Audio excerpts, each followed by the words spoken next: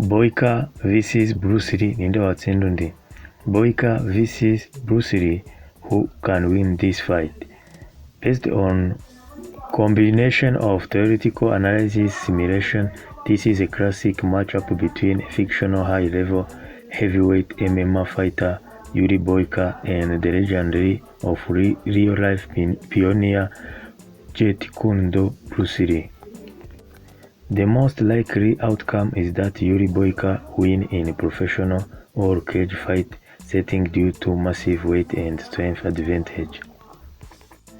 Uyu murwano wahuza Bruce Lee ndetse na Boyka waba ari umurwano uri ku rwego rwo hejuru, ariko ukaba ufite amahirwe kwegukanwa na Yuri Boyka kubera ibiro byinshi afite ndetse akaba azi n'imirwanire.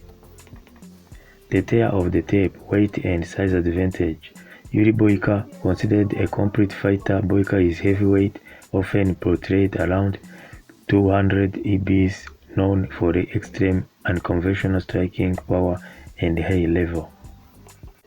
Bruce Lee in his prime was around 130 IBs, 245 IBs, known for example fitting the lightweight or featherweight category.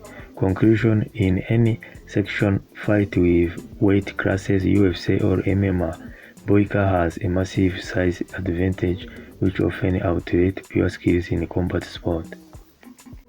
Nukuvuga ngo Bruce Lee ndetse na Boyka barwaniye ahantu hafunze, Boyka kubera ibiro bye yamurusha imbaraga akamutsinda. Boyka, known for using unorthodox high amplitude kicks that standard MMA fighters are not accustomed, he possesses one-punch knockout power. Bruce Lee, the pioneer of speed, known for incredible speed, precision, and Jeet Kune Do, which emphasize disrupt on opponent rim. He is often cited as the father of modern mixed martial art.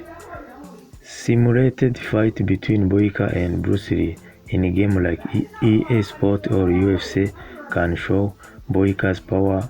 Boyka heavy strike can stand on knockout Bruce Lee. Lee's speed.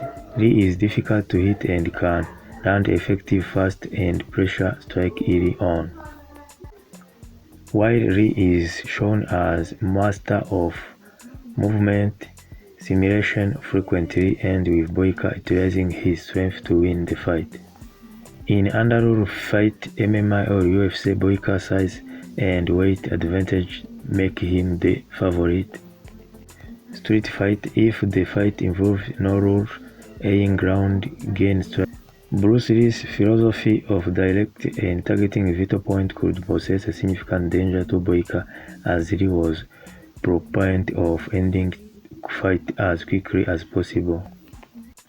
In pure skill for skill, pound for pound comparison, Bruce Lee is superior martial artist, but the hyper physical size and strength advantage of Boyka makes him the likely victory in mixed matchup. What do you think about this? Tell us your suggestion into the comment.